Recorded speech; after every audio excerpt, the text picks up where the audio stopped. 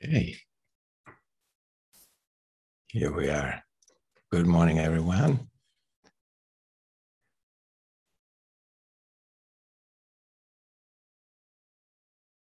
Nice to see you.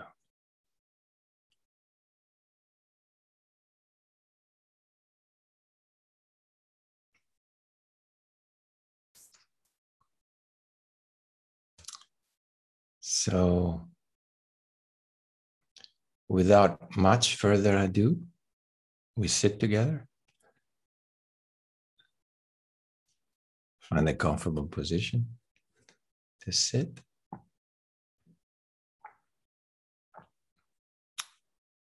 Make sure you're comfortable. If you can, with your back straight.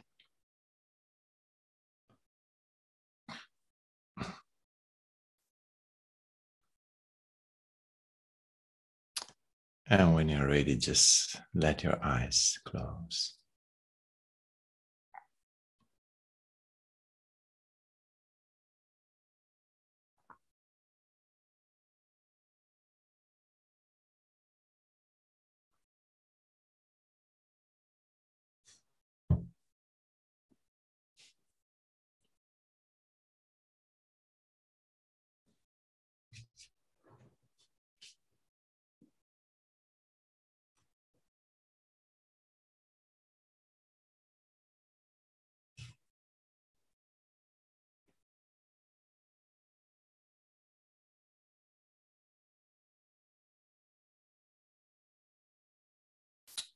Just arriving into this moment. Slowly unwinding, letting all the thoughts vanish, fade away.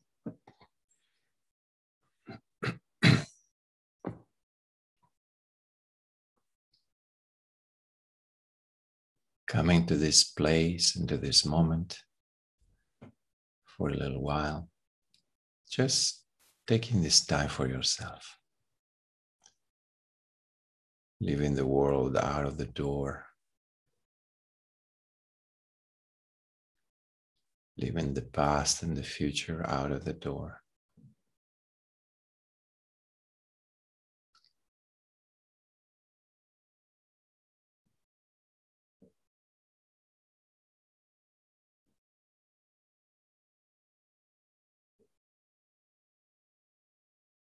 And starting to become more aware of the sensation of the physical body. Feeling the body from the inside.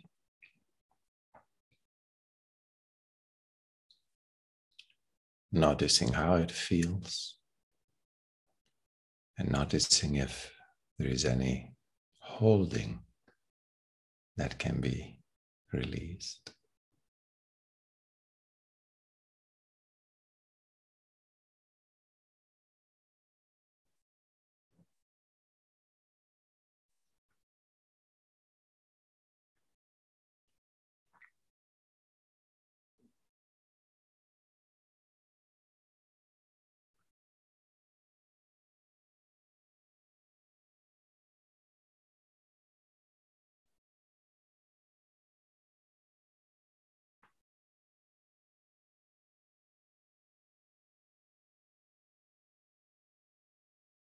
Becoming aware of the weight of the body.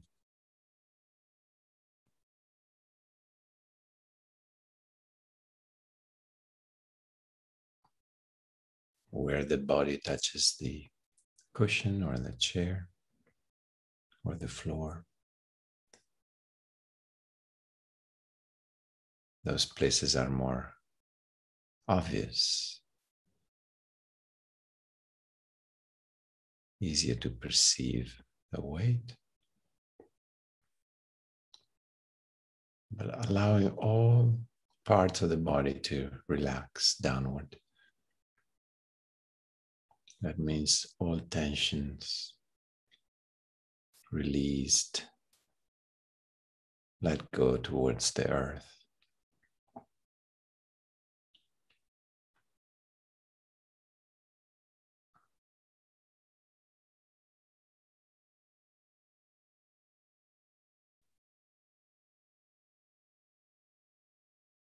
And make sure also the diaphragm and the belly are relaxed in the same way.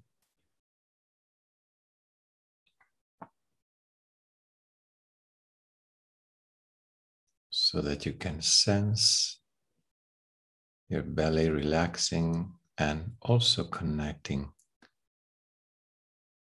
to the gravitational pull.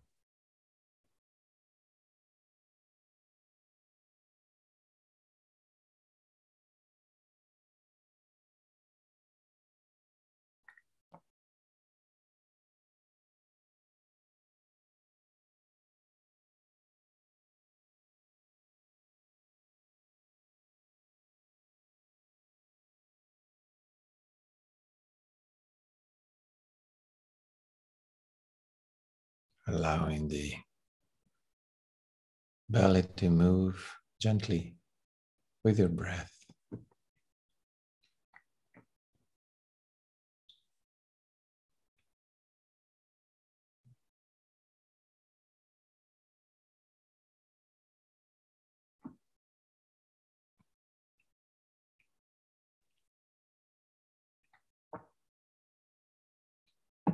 When your belly is relaxed in that way, you can feel the connection to the earth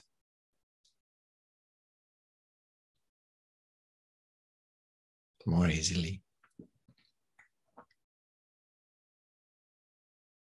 And you might start feeling a sense of stability and comfort.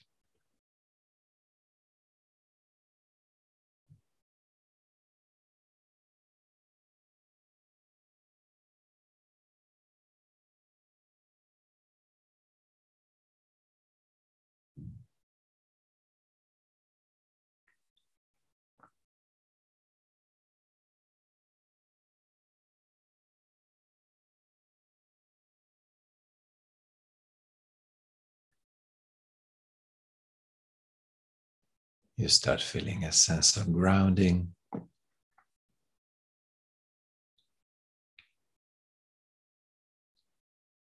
much like a tree that starts sending roots down into the ground.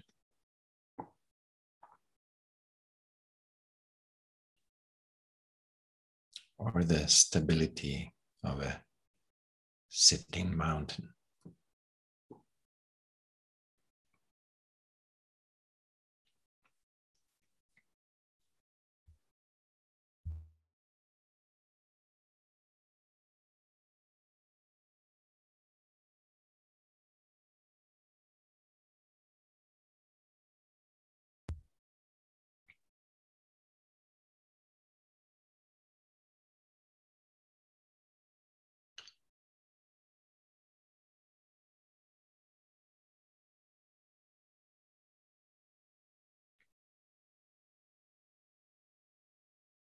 You can sense or you can visualize this image of the mountain as if your body is that mountain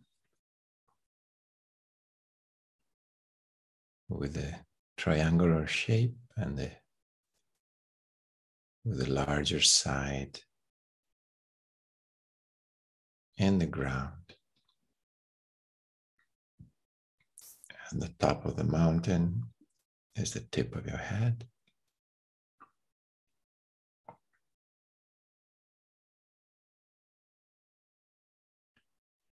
See if you can sense a very light pulling upwards on the top of your head, connecting to sky energy.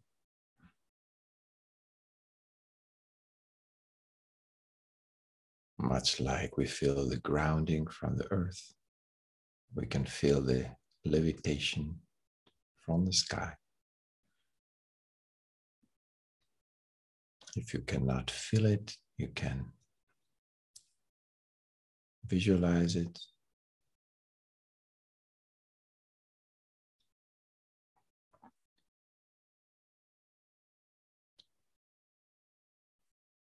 As if a thread that comes from the sky is attached to the crown of your head. as if your head is hanging from there. And that will allow you to, without any effort, align your neck and spine and sacrum vertically, connecting earth and sky through that vertical line.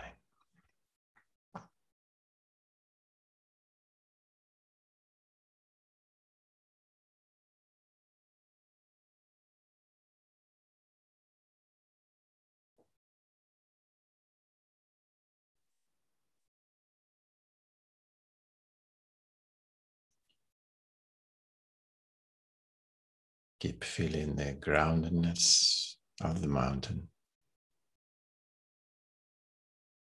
the stability of the earth,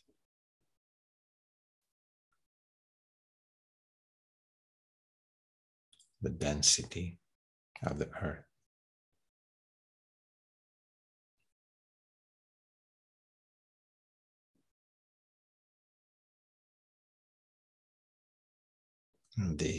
And the uplifting, ether-like quality of the sky energy. Very thin,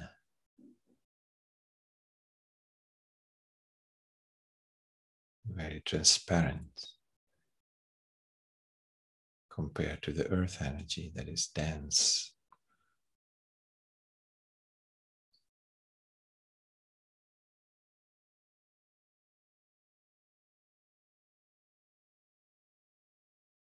Connecting the body, the form with the formless, body and spirit.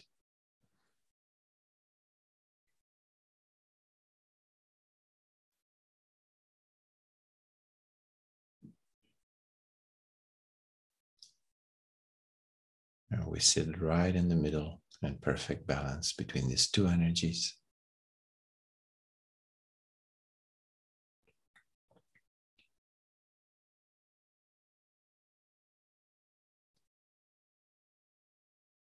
And in the middle is where we start perceiving the inner space.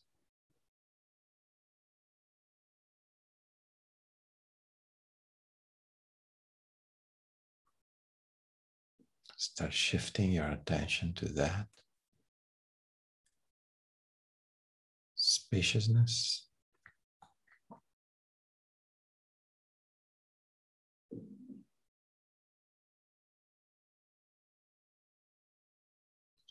As you start feeling that space, it might feel like it's expanding a little bit.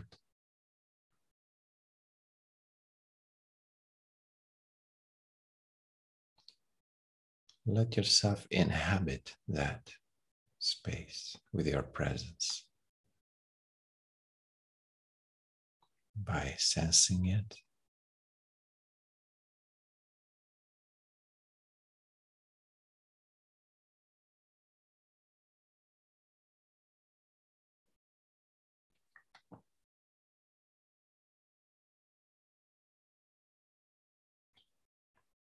noticing everything that you perceive in this moment by inhabiting that spaciousness.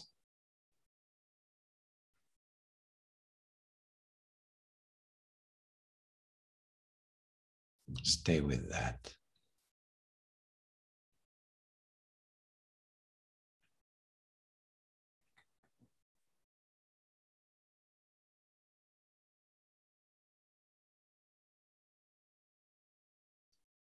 Let your sense of presence pervade that space.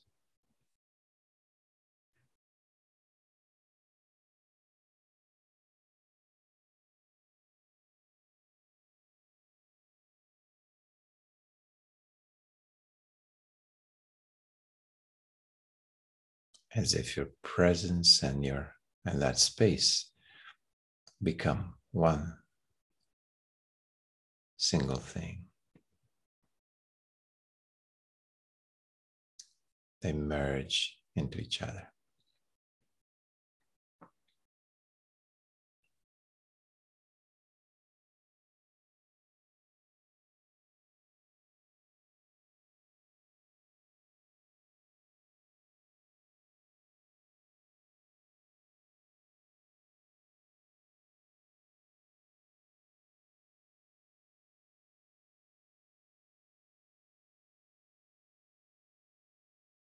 Notice that when there are no thoughts, the space feels empty and pure.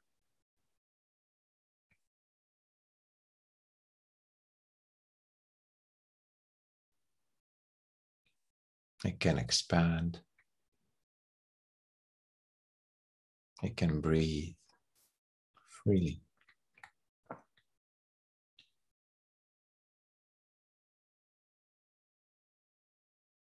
It might feel peaceful.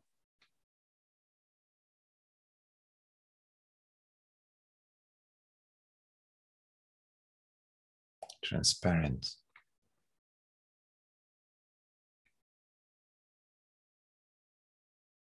And less dense than the physical body, of course.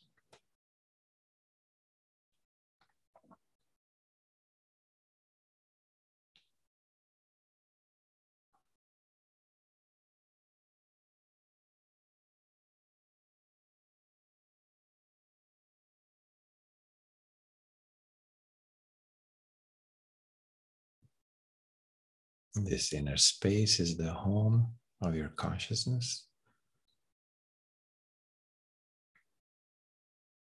of your presence.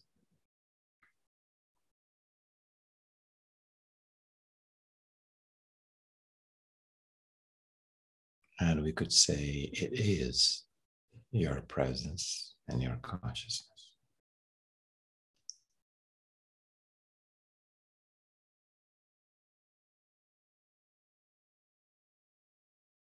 Through which you perceive any experience.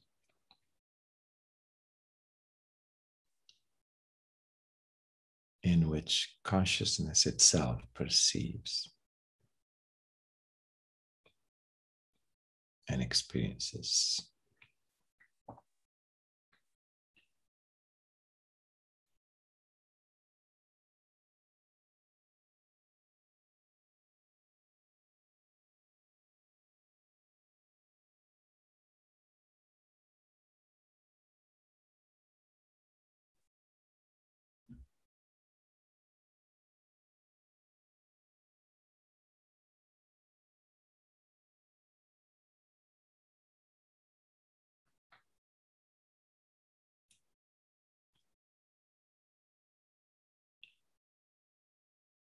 By maintaining your attention on this spaciousness,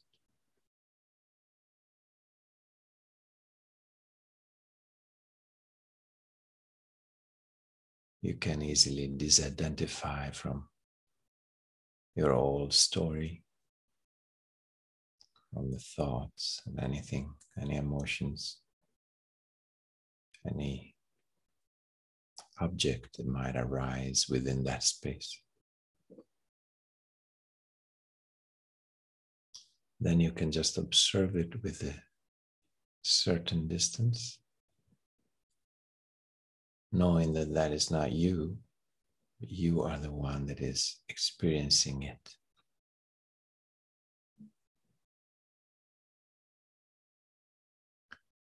You are not those objects, because you are the subject that is perceiving and observing them. See if you can do that switch anytime something arises. Remembering you are the one observing it.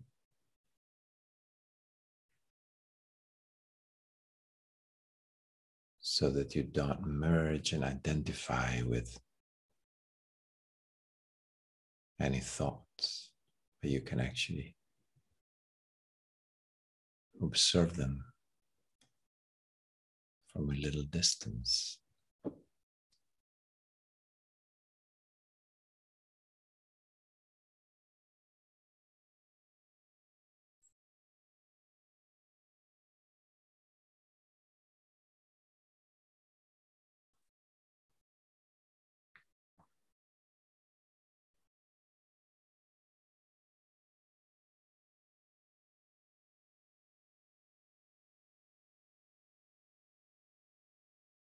And when they vanishes again, you come back to that, embodying that space, to that sense of filling that space with your presence.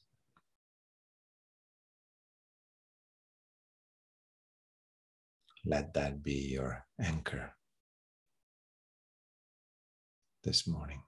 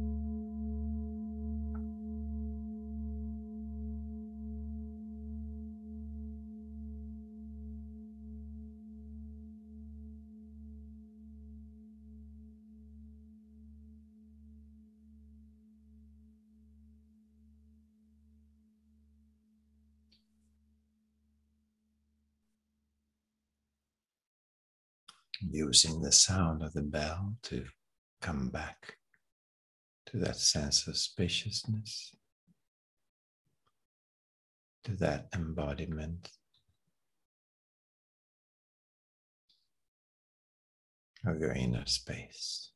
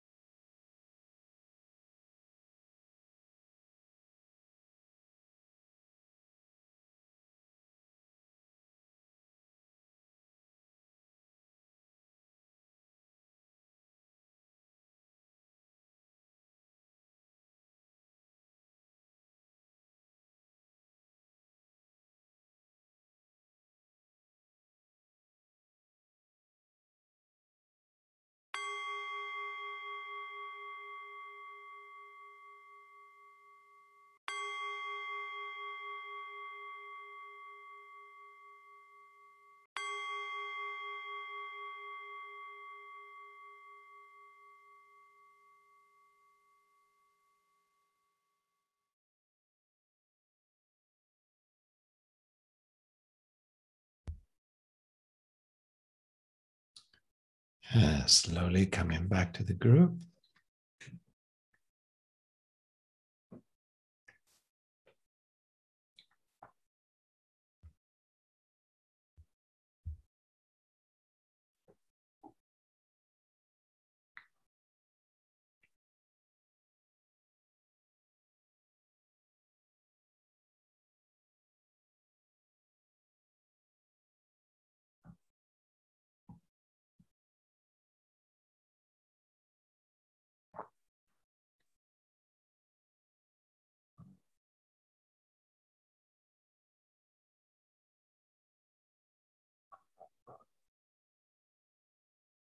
And we open the space if anyone has something they wants to share or to ask about your practice or about your life.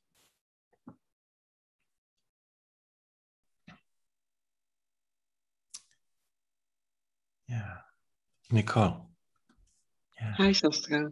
Hi, Hello. everybody. Hi. It has been a long time since I've been here in your Friday morning. Yeah. And last week it was the first time again that I was able to join you. Mm-hmm. And well, it felt very, very good.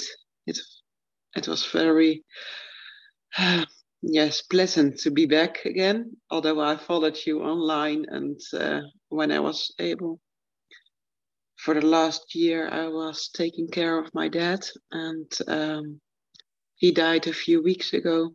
And yeah, so I have time again to follow you on a Friday morning because I wasn't able because I was taking care. Yeah. And oh, it's very nice.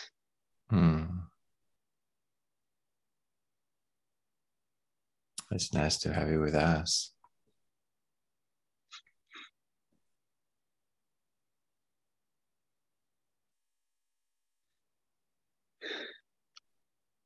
Yeah. And yeah, I just wanted to share that and to say thank you.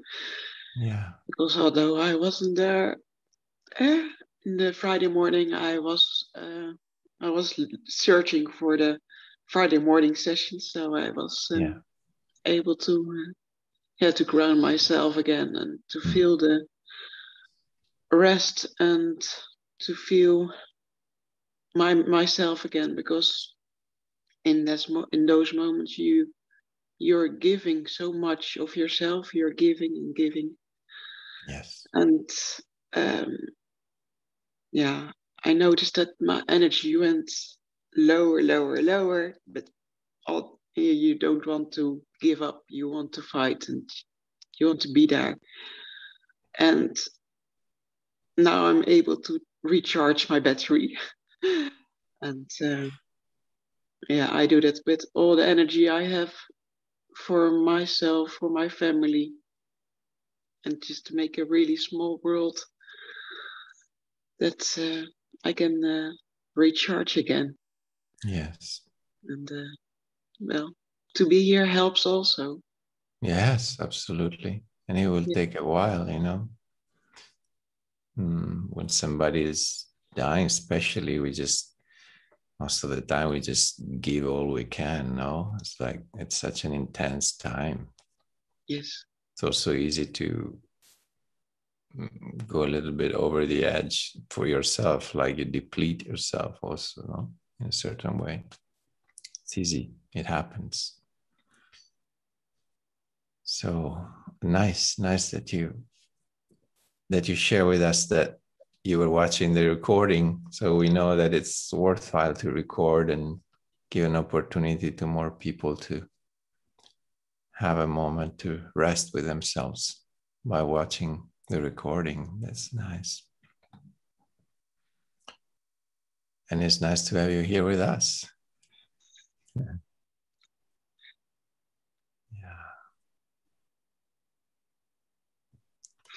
So now you take care of yourself. That's the most important thing. Yes.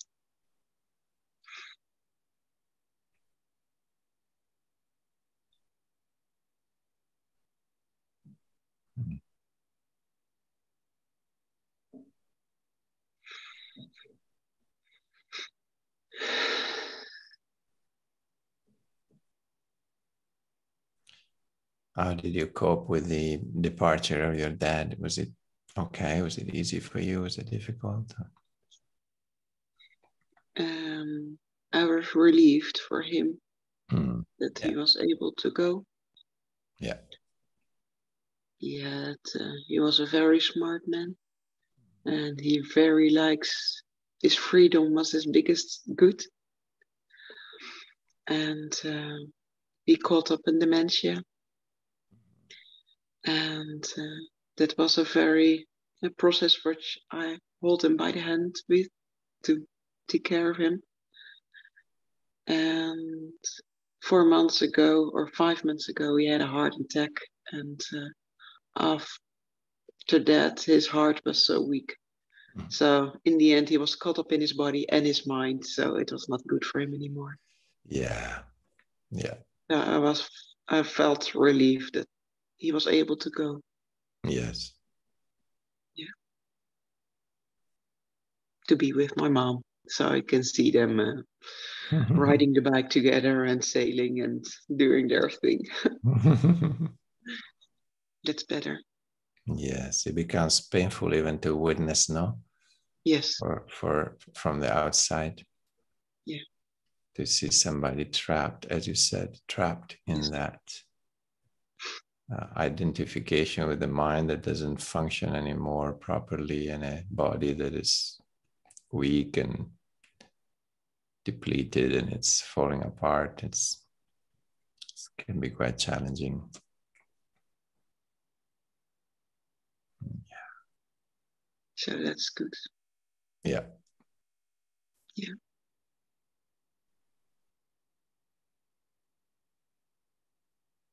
That's good. Thank you for asking. Yeah. No, I had that experience too when somebody really close to me passed, and this sense of like happiness, release, like expansion, you know. And it was like my mind was going like, wait a second, somebody just died. You're not supposed to feel happy. But I was like, yeah. Oh, it's like I was feeling them, you know. It was like, finally, I can expand again. Freedom. Yeah. So I know that feeling. Yeah. It's real. It's real. You're just sensing what that person, that soul is sensing, you know, that's feeling. Indeed. Yeah. I was very close. Yes. It's beautiful. Yeah. And when we love somebody that passes, it's really a great opportunity, because that connection we have, the love we have for them, it becomes a bridge that allow us to perceive that, to perceive. It's almost like we step with a foot on the other shore. The love that we have for that person becomes a bridge between the two worlds, you know, between the world of form and the formless, between body and spirit. And you can start perceiving yourself something of that dimension as well. Like, for example, this feeling of relief was that, no? And if it can be more than that, you know, you can really step into a, maybe to some of you happened, and you start perceiving the world of form in a different way. It happened to me a few times with friends that were passing and that I was very close to. And of course, when Osho passed, everything was amplified 100%. So that experience became like, there was a whole week after he passed that I was in and out between worlds. You know, my perception was like I felt pretty normal and relaxed, and okay, I'm sitting here, sitting, meditating, and then suddenly it was like a veil would fall, and I was seeing for the first time. I was like, whoa! It was an overwhelming, beautiful experience. There was no words to express it. I just tears of gratefulness coming down, and it was like, oh, that's what he was talking about. Suddenly, there was an experience. It was not just an understanding, intellectual understanding. So that was the connection between master and disciple is so profound that when the master passes, it's a great opportunity, and you're being brought into a different dimension without doing anything, just because of that love connection. No? And in a smaller scale, it happens with anyone, a father or a mother or a brother or a friend that passes gives that opportunity. But of course, the bigger the soul, let's say, that is passing, the more or the deeper also the connection, because I think the master-disciple connection is probably one of the most profound, because it's a love that is entirely centered around truth and the pursuit of truth. So it's quite a unique experience in that sense. But on a smaller scale, I experienced that when my mother passed or friends passed as well. Of course, not with that intensity, but I could see, there is a bridge in this moment, that connects us to the formless world.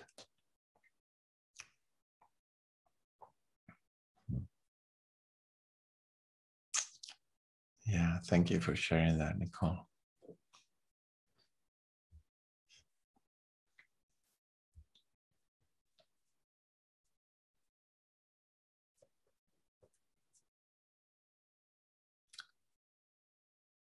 Yeah, that reality, that formless world is always there.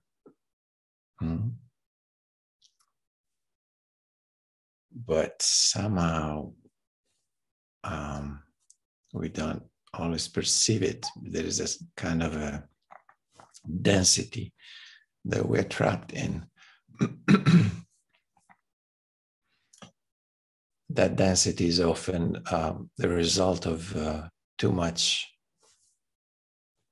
identification with the mind or with the body. And so sometime in meditation, especially when we're able, I was like we did this morning, to enter more into the formless, the inner space, no, what we call the inner space or the inner body. That is something undefinable, how to define that inner space. You can't. You can sense it. You can become it. You can experience it. So sometimes that can bring you also to perceive something that usually you don't, because it's a step into that formless experience. It's like consciousness.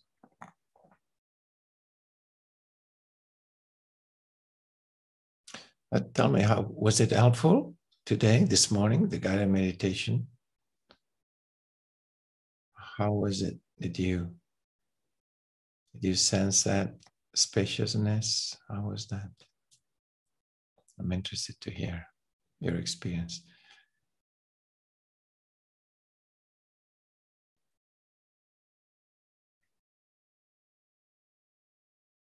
Petra, Mickey, sorry. Yeah, Mickey, tell me. Hello, everyone. Hello. Yes, hello. For me, it's when I go into that spaciousness, it's like there is only my breath. I'm just aware of my breath. That's why I liked the expression that you used several times, falling into emptiness, because it's like a big emptiness where there's just peace, just my breath. Yeah. And I feel my breath equals love. So I feel an immense, I have this immense feeling of love that is difficult to describe, but it's just such a wonderful presence. Yes. Yeah. So that's how I experience it. And what with our practice, more and more I'm able to go there in whatever circumstances or whatever situation I find myself in. For instance, this week, with regard to the outer worlds, there was much talk about a fifth wave of the COVID in France, and also I think last night they announced some more restrictions with regard to traveling and all of that. So I didn't watch it or listen to it. Good. But yes, I decided to fall into emptiness and Yes. be blissful and just being grateful for being able to do that. So Yes. that's what I'm doing instead. Very wise. Yes. Very wise. So thank you, Shastro. This is really, this group and the Italian group as well, and your teaching is really, it's amazing, and we've come a long way, I think. Since the first time we had our sessions. Sometimes I go back and I listen to the earlier sessions, and I realize just, wow, what a journey. It's amazing.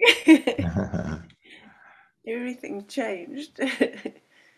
And Nice. also about fear, that kind of disappeared. Yeah. So, yeah, thank you very much.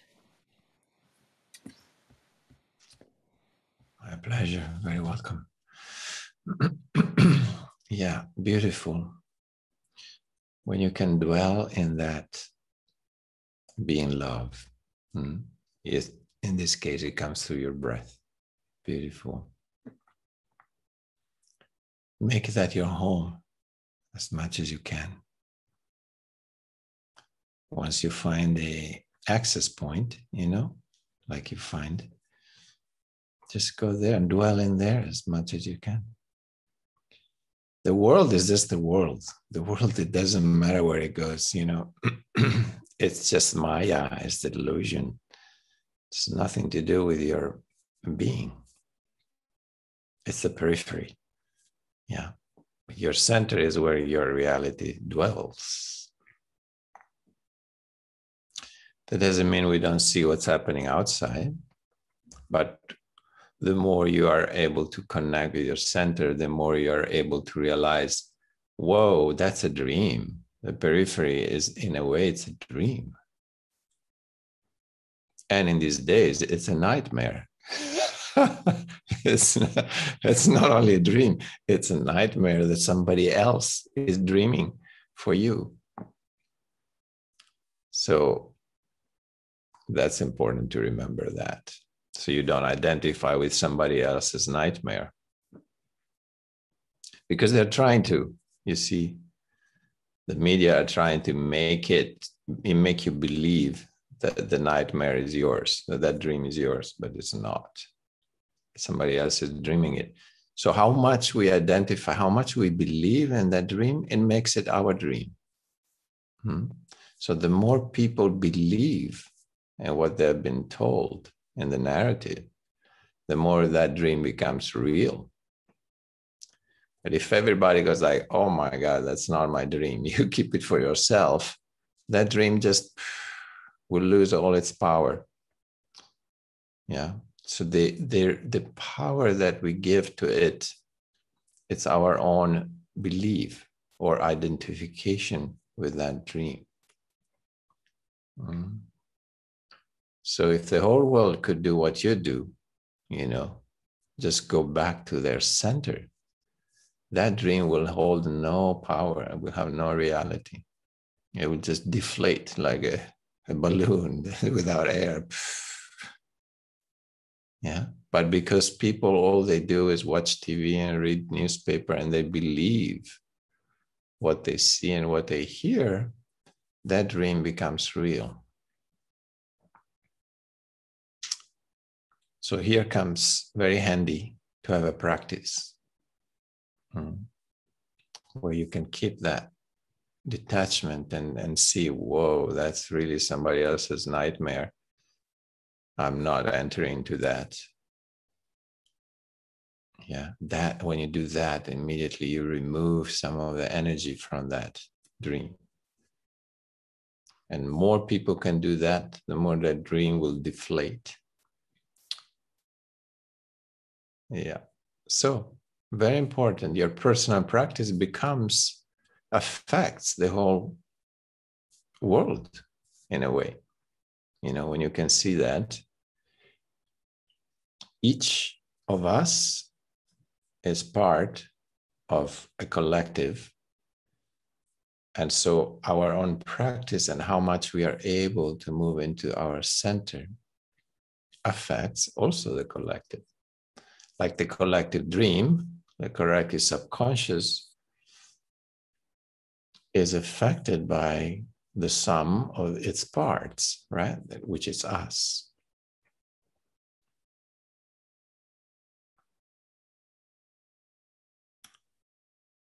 So hypothetically, in a world that is full of very conscious people or enlightened people, this nightmare could not happen. Because for example, there wouldn't be fear of death. So how are they going to hook people into fear if there is no fear of death? They would, hypothetically, right? If people are very conscious or by extreme all enlightened, the fear of death would not exist because you can see you're not your body, let's say. So this could not happen because the main tool that is used to hook your attention and your consciousness is fear of death, right?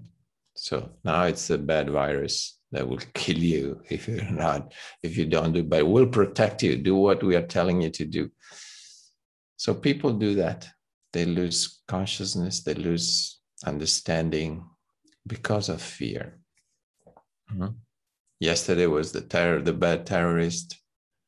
Today is the virus. It doesn't matter. Keep the population in fear so that you can control it. The bigger the fear, the more the control. Now, of course, that couldn't happen if everybody's conscious. No? That dream would not take shape. It could not exist because we would remove our attention from it. There wouldn't be fear. There wouldn't be identification with that story. So it could not take hold. But each of us can do its own work. And that's what we can do right now. And it's a great opportunity because we are pushed more and more towards ourselves. Because the outside, it's a nightmare. And you go like, I'm not interested in participating in that nightmare. Sorry. Bye-bye. Yeah. So you remove your identification from the world, which is a great thing. You still live in it, but you find ways where you're not part of it.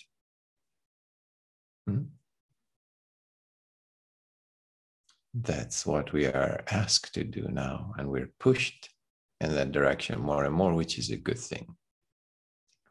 It's helping our consciousness to evolve. It's a gift. It's a gift in disguise. It's a gift dressed up like a nightmare.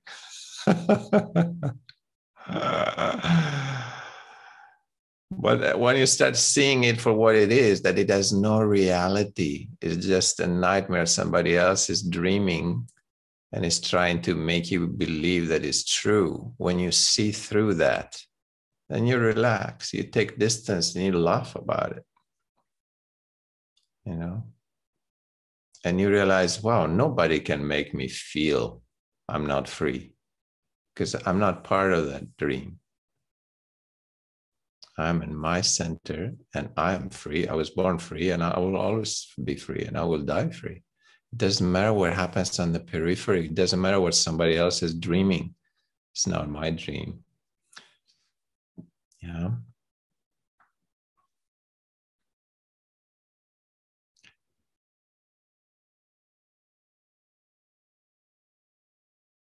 Yeah. So the more you go towards the center, the more you will feel that way. Petra, tell me, you want to say something? But how do we deal with that in practical life, Shastro? Mm-hmm. So, for example, it's easy to say, okay, I don't want to feel afraid. Mm-hmm. No. But then you have the laws they are imposing on us. Yes. The measures. Yeah. And I mean, somehow in the practical life, we are connected to the outside world. Mm-hmm. We need the post office sometimes. Yes. And we need to go to some public places. So how can we stay out of that? Well, it depends. Like, let's make a practical example. Where you are, you can't go to the post office if you're not vaccinated. Okay. Can you go to the supermarket to buy food? Yes. Okay. So you can survive. Yeah. You have access to food. You have access to water. Does it come out of your tap? Okay. Yes. You have a bed to sleep on? Mm-hmm. Okay. So your survival is granted right now. You're not going to die. So you're asked to release. Can you go out of the door? Yes. Piece of cake. So it's easy. You have all you need. What's the problem? You can't send a letter. You can't send a package. Okay, don't send it. What is going to change to your being if you don't use the post office? You can't go to the restaurant. I also can't go to the restaurant. Well, who cares? I don't go to the restaurant. I can't take a bus. I don't take a bus. I take a bicycle or I walk, or who cares? You know, I realize there is so many things that I believe they are important and necessary, but are they really? Let me try without. How does it feel? And then I realized, oh, actually, I don't need to go to a restaurant. Even if for the rest of my life, I don't go to a restaurant or I don't go to a movie theater, who cares? Do I really care? No, I am free. Even if I don't go to a restaurant, to a movie theater. Now, if I couldn't buy food, that would become problematic because my body needs it. So I would have to have a veggie garden or grow my own food or trade with somebody that has some food for me. But we're not there yet, luckily. So you have to look at the fact that somebody is removing some freedom from you, that to make you feel less free, to coerce you to do a vaccine that you don't want to inject in your body, for example, right? Because that's the whole story it's about. Mm. So you go like, you know what? I keep that stuff out of my body. That is my decision. I am a free individual. And I let go of the things that I don't need. You want to prevent me to go to the post office or to the restaurant? Fine. I don't care. I'll do without. I can't go on a bus. Fine. I go with my bicycle. Takes a little longer, but actually it's healthier. And you find ways to live differently where you feel free. And you realize it's not true that you're not free. Yeah, you have to be careful. It's also a mindset. Oh, I cannot go to the post office. I cannot go to the restaurant. I cannot go to the movie theater. Then I'm not free. It's not true. That's a mindset. Actually, you're freer if you're able to let go of those things and realize they are imposed social behavior that are not necessarily needed. Mm.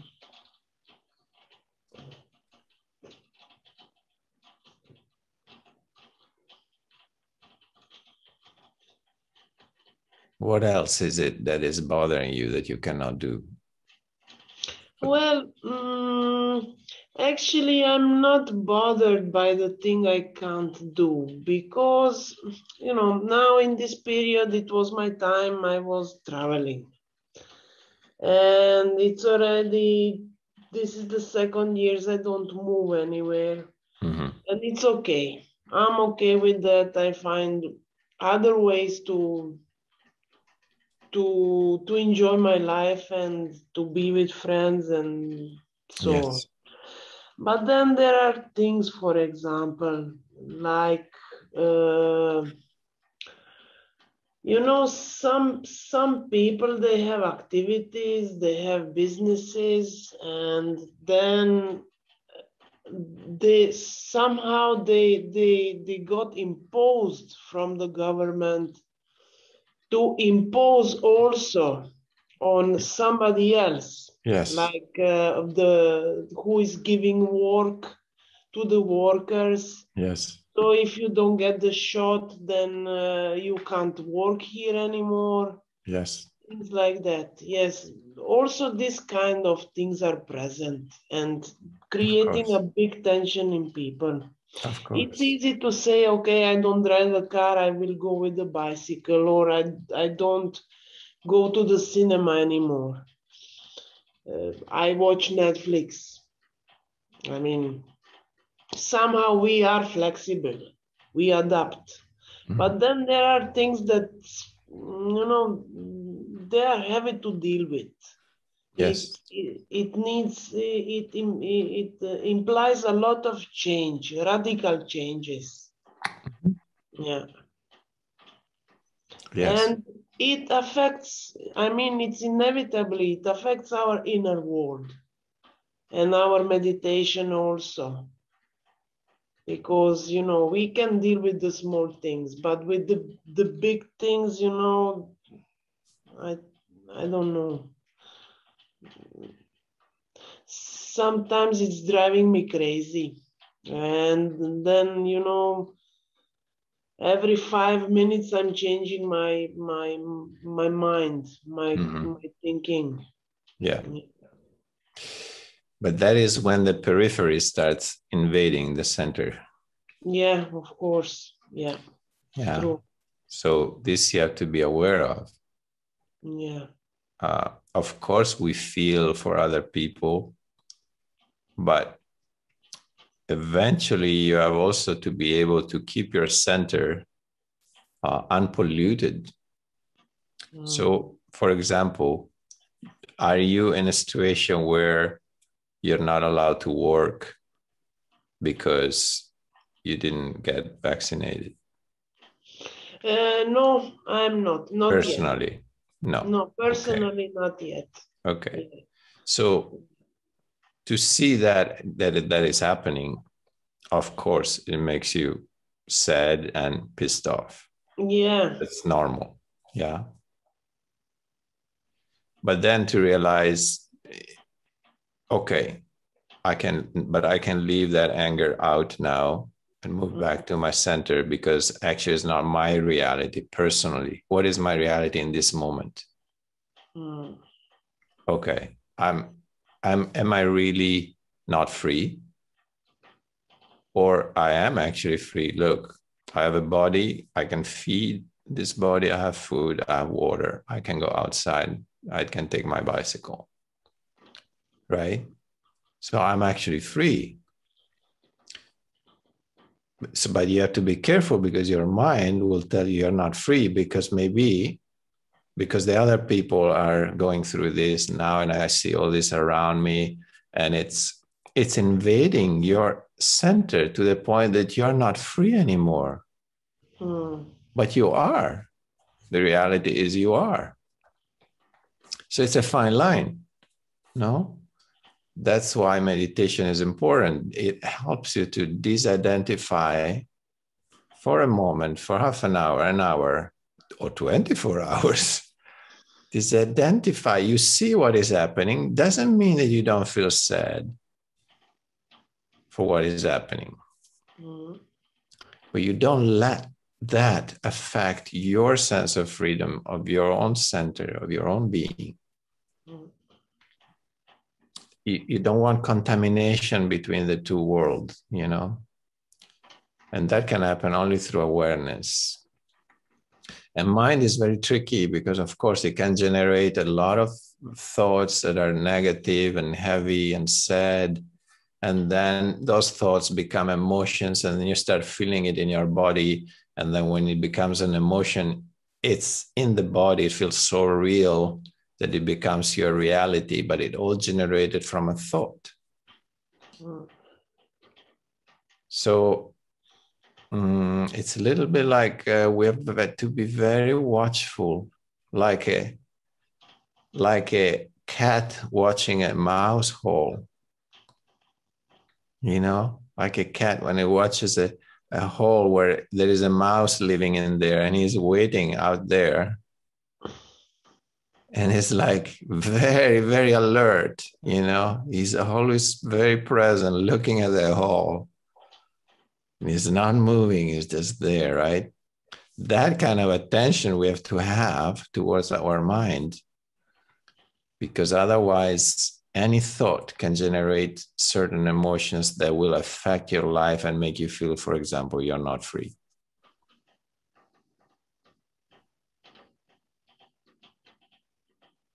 It's work. It requires a lot of attention, because the mind is very quick. Buddhists, they say thoughts is faster than the light. And thoughts or an emotion can arise like this. You know, if you're not careful, suddenly you're like submerged with feelings and emotions and thoughts, and you're like lost in it. And then you're in a nightmare.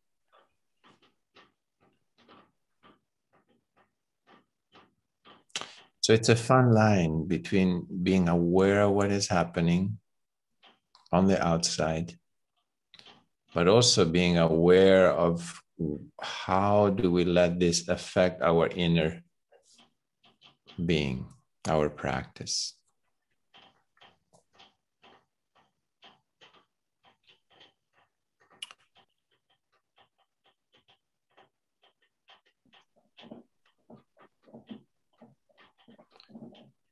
Sometimes it also helps to think about something very drastic. You know, it's like, well, what if I would die now?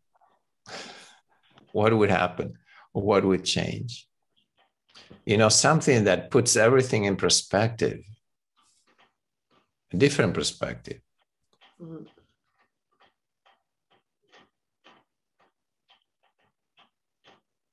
What if this body disappears and I die? Something like that. Sometimes it's like, what if the whole planet blows up?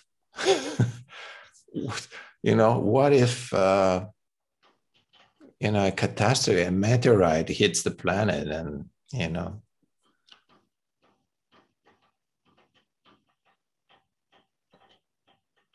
sometimes it helps to just imagine something really drastic, just because you change perspective, you move away from the identification of your day-to-day life.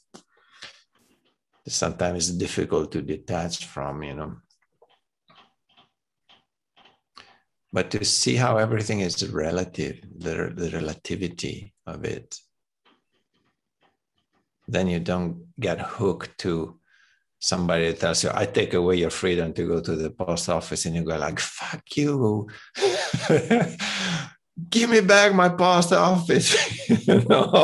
Everything becomes relative. It's like, keep your post office, man. I might let go of my whole body, let alone the post office.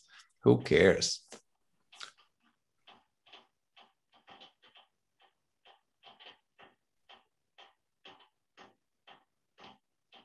Yeah.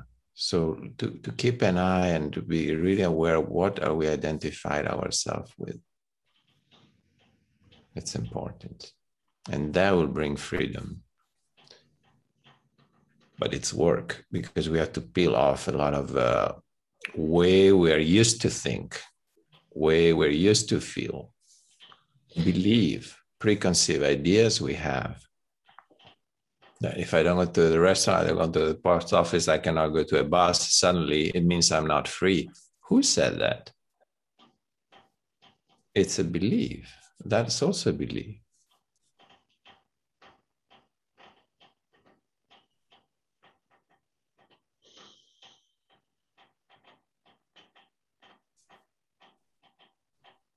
I don't know if that answered your question, Petra, but No. thanks for sharing that, because I think, it touches everybody's in this moment. Yeah. It's a common reality. It's important to talk about it.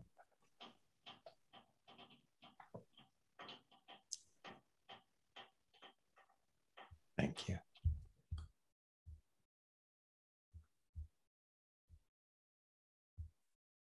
Matea, did you want to say something? Or you were just... Yeah. So Petra and I were talking last night, and I feel like the pressure, because everybody is going through some kind of drama, and it's drama. Sometimes drama, yeah. Drama, yeah. And it feels really real how people are divided every day, whole day. So I asked her, is it like going to meditation, somehow escaping all the drama? Do we escape, or just finding peace? Or is it excuse to go somewhere where drama doesn't exist? Yeah. Yeah, it's a good question.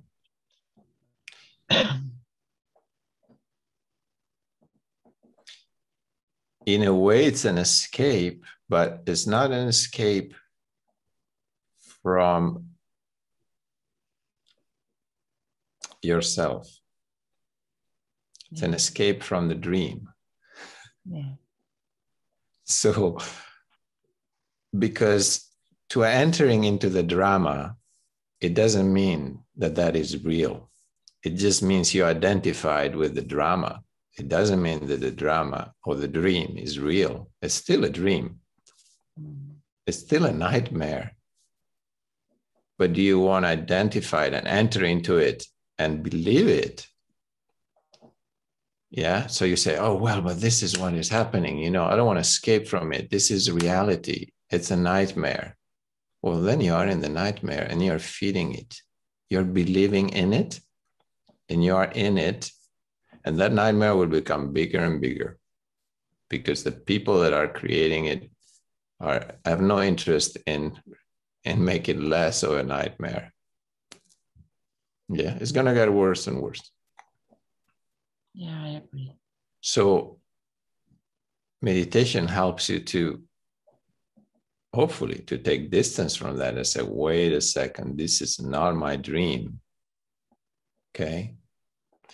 Then you come back to yourself and you realize, I'm free. I'm not trapped in somebody else's dream. I'm still free. Out of that space of freedom, yeah, it brings peace, centering, a sense of groundedness. You're not like, oh my God, you know, this and that is happening, and you're taken into this whirlpool like a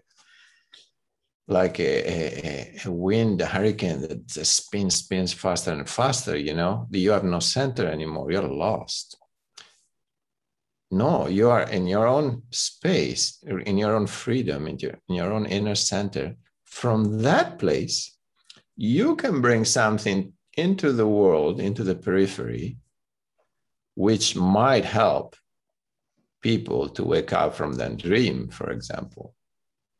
Or it might help people practically to deal with limitations so they don't feel like limitations anymore. And go like, look, guys, we can still live beautifully. We can create a different reality. Yeah. We don't need to go to the supermarket if everybody has a veggie garden and we start creating a network, you know, hey, I bring, like in the old days, you know, people would go to the market before our days. I'll bring a sack of salt, you know, you give me some, you know, 4 eggs, 10 carrots, some lettuce, and flour. You know, people would trade, for example, and it was like freedom in that everybody would contribute and help each other.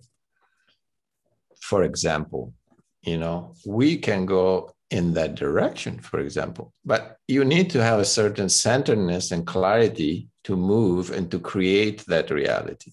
If you're lost in the dream and you're in fear and it's like, oh my God, or you're in anger because you're not free anymore, or whatever it is, if you believe in that nightmare, it's very difficult to have the lucidity and the clarity to say, hey, let's create an alternative reality. These are the practical steps we can take. So I see that happening here in Italy right now, where I'm now. There are many groups that are arising from the ground up, from people that are coming together and say, let's create a network, you know, let's connect with each other, let's meet, let's talk about what is possible, let's talk about how can we create a different reality, because we don't belong to that reality anymore. We are not interested. It has nothing to do with us. We don't want to believe and live that nightmare. It's not ours. So people start organizing themselves in groups, local groups. And then those local groups are connected between them. You know, every area of a region, for example, has its own local group, but then the local group, once in a while, they meet also all together and they exchange experiences and say, hey, we're doing this and this and that. And then they go like, oh, that's a good idea. We could do it too. And we instead are doing this and that and that. And the other people go like, oh, that's also a good idea. And they enrich each other with their own ideas. And they're creating a network, which is an alternative reality that makes sense. Is actually a much better reality than the one that was before the pandemic. You see? So it's an opportunity to create a different society.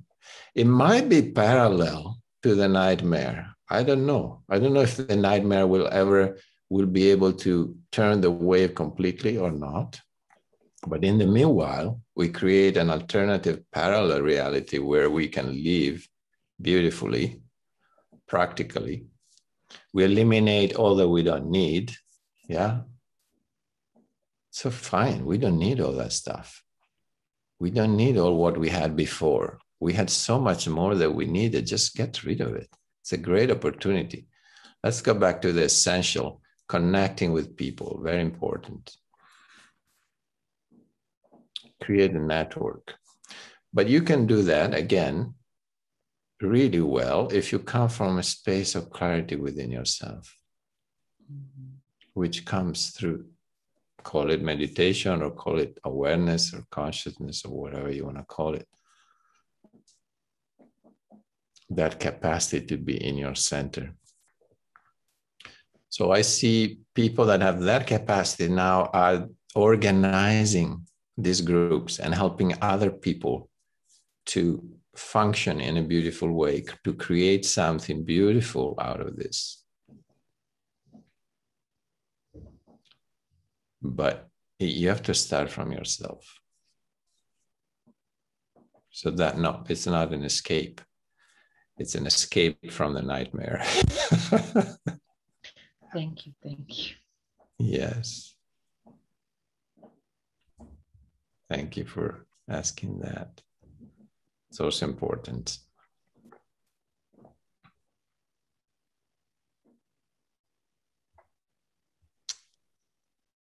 Okay.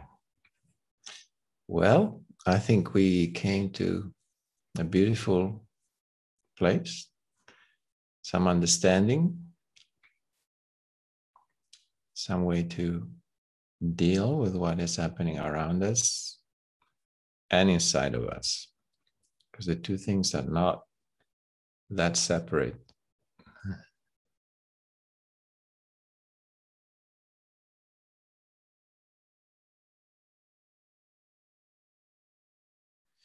You know, there is an interesting, some interesting discovery that are coming from quantum physics. And one of them that they realize observing two photons and how photons behave, they realize that the photons behave differently if somebody is watching them or if somebody is not watching them, you know. So there's an experiment, you probably heard about it. But that was like mind-blowing for the scientists, for the physicists. It's like, what? So they are coming to the conclusion that reality changes according to the observer. You see, that's what we're talking about in meditation. So what the mystic have been saying for thousands of years, quantum physics is coming to the same conclusion. He's telling you, look, what you see in the world of form is happening in that way because of you, because of your consciousness that is observing it. It's like, wow, this is like a quantum leap in science, in physics. It's like a big, huge step. So it's saying consciousness affects our physical reality. This is science. There's no more like meditation or mysticism. Yeah. So our state of being will affect the way we perceive the outer reality. In a nutshell, what we were saying, am I believing in the nightmare, or I'm able to see, wow, it's just a nightmare that somebody else is dreaming. It has nothing to do with me. This is not my reality.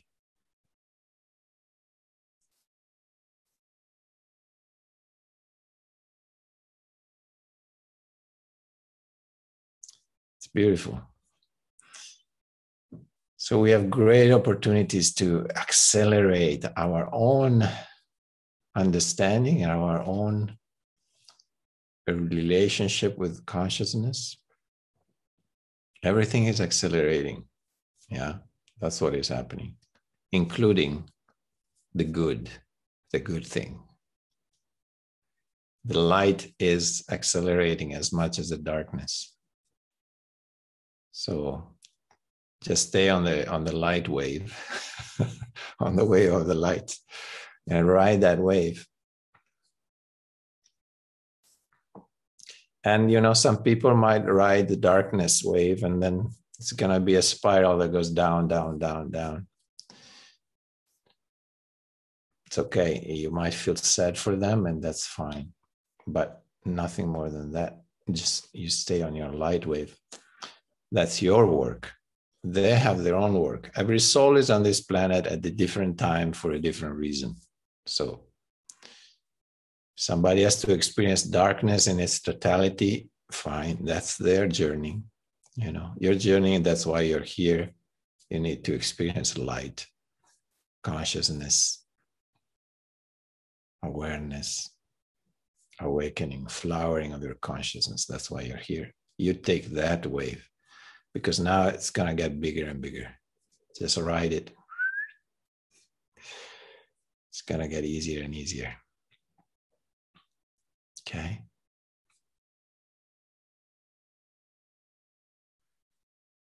Okay. So I'll see you probably next Friday. Yeah. And unmute yourself for a moment.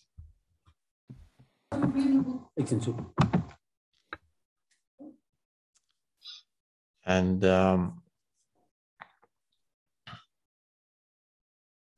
hugs to everyone. Hey, kisses. Thank you. And namaste. Namaste. Namaste. See you next week. Thank you for being here. Thank you. Thank you. You. You. Love.